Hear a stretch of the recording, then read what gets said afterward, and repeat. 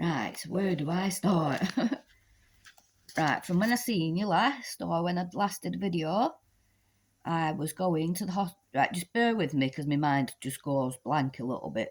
I think that's still from chemo, or that's what I'm blaming it on. Even could be long COVID, even.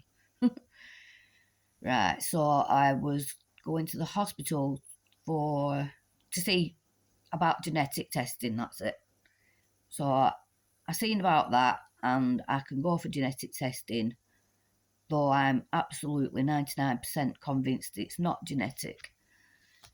She explained things to me, and she said my mum's cancer, that was pancreatic cancer, would have been more to do with age, and people get cancers when they're older rather than genetic. But I can still have the test anyway, and because I have got breast cancer, my daughter Chantel, if it's negative, the test, and I'm not genetic, she can still be screened for breast cancer at the age of 40 rather than 50, which is brilliant news, which I think it should be anyway. I did a poll on a breast cancer group, and postman, 1 minute. Oh, 1 minute.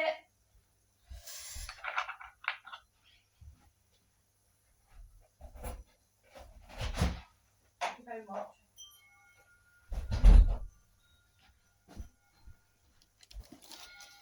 Oh, that looks like it's me, Avon. Right, anyway, I've lost the train of thought.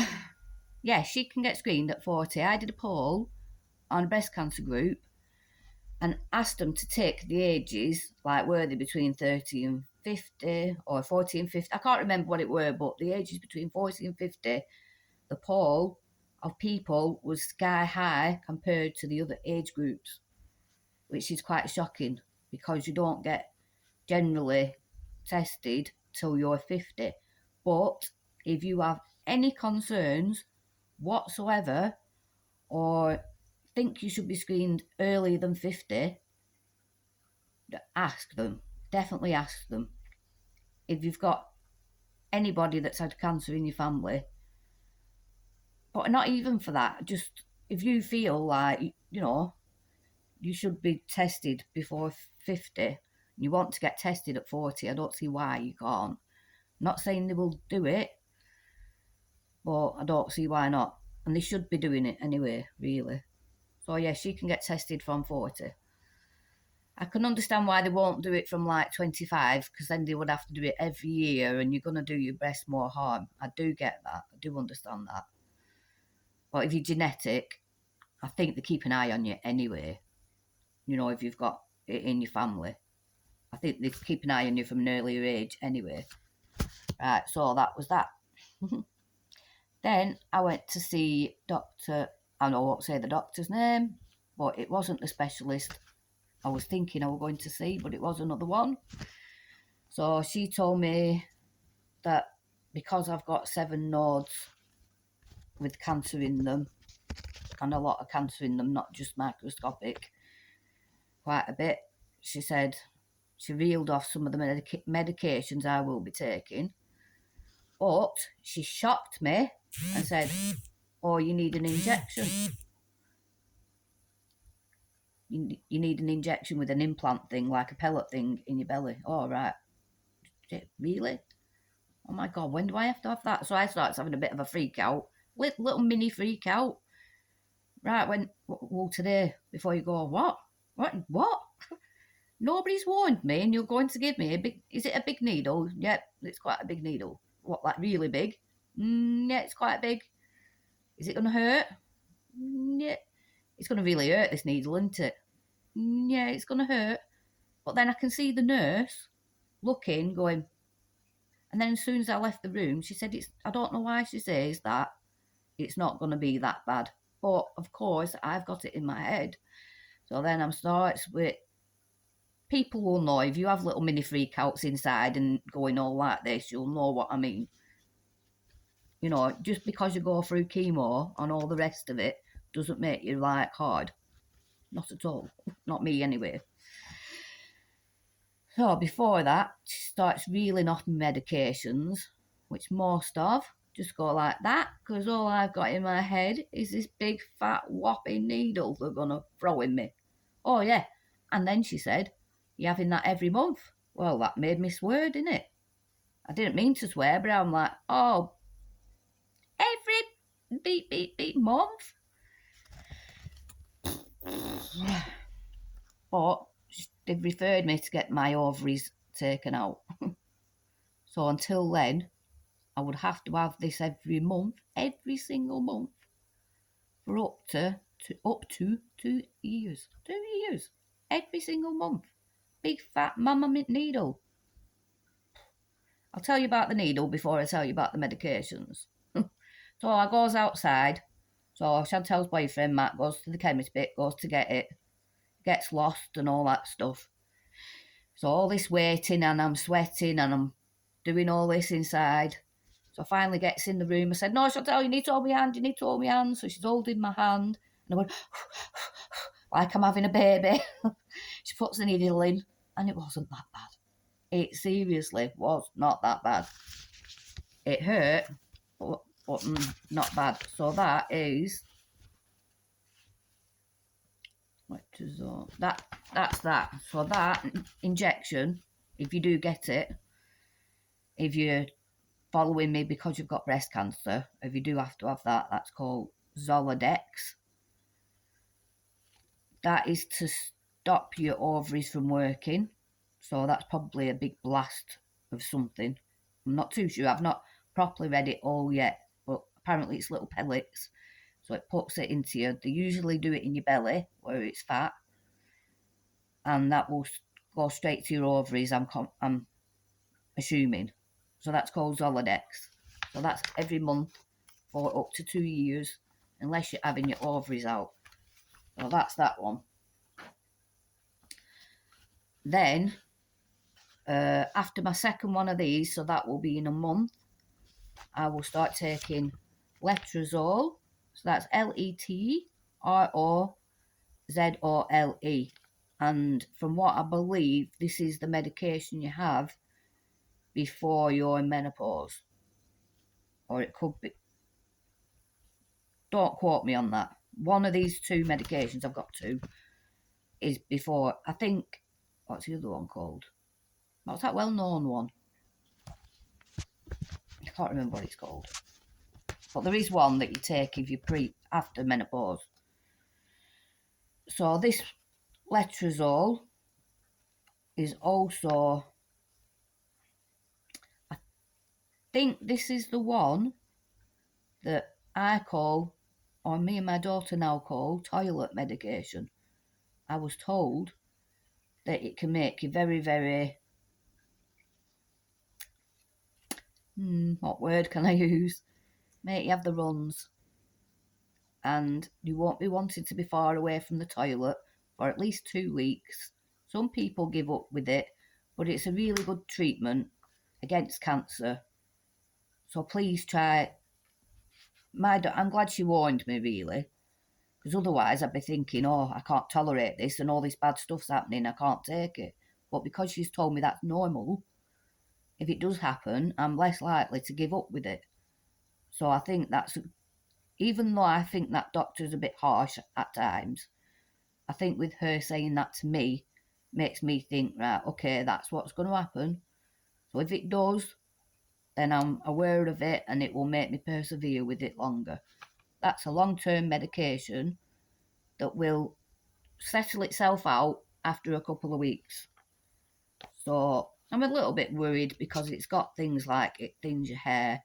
Now I fought through my chemo with the cold cap and I'm really happy I've kept my hair.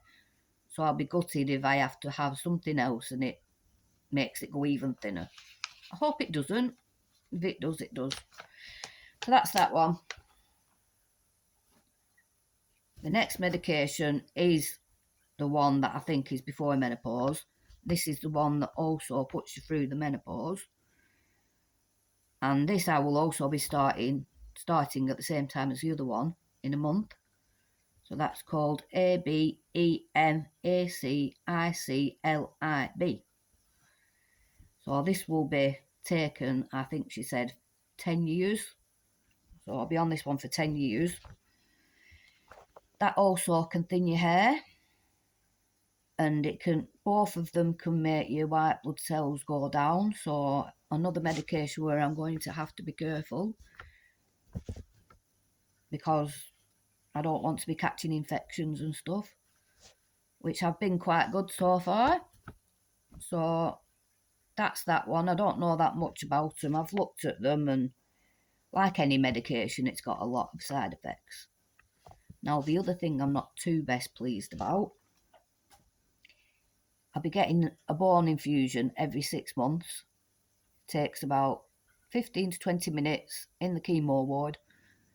So that's once every 6 months. That is to strengthen my bones, because these medications are notorious for weakening your bones. I'm not looking forward to that either. I'm only just getting past chemo, and I'm still quite weak from it, and it makes me think, will I ever be anywhere near what I was before? I think because I'm still feeling the effects of that, it makes me worry more about that. We will see.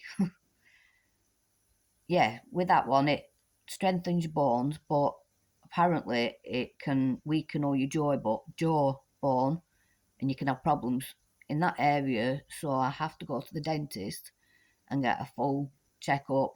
If there's any bad teeth or anything like that, they have to be taken out. Oh dear. I don't go to the dentist unless my head is falling off. I can't stand it. So I've got to have a full checkup, and yeah, anything that needs doing has to be done. So that is a big fear. I just feel like this sea is a bit relentless at the moment. I still have good days. I still try to make the best of things, and before all that kicks off, I will try to have some good days. You know, I'm not going to just be negative and let it pull me down. I'm just telling you what I know so far. I'm going for a scan today. I think I might have said that. I don't know. I had a full body scan in October when I got diagnosed. I'm having a full body scan today to check nothing has spread any further before I start these next treatments. So I don't mind about that. I don't have that scanxiety, what people have. I don't really suffer with that. It's an easier scan. You just lie on your back and you go through it. I'm not looking forward to the needle, because last time they tend to put it in this bit because they couldn't get a vein, and it really hurt. Like, really hurt. It like bruised for days. So I'm hoping. But when I was getting my operation, they couldn't get a vein there either. I don't know if they can do it here, where they take your blood. Don't know. And then I've got that on Monday to look forward to, taking my blood for genetics. It's all happening. It's all going on. Right, so that's where I'm at. So I'm going to the hospital today.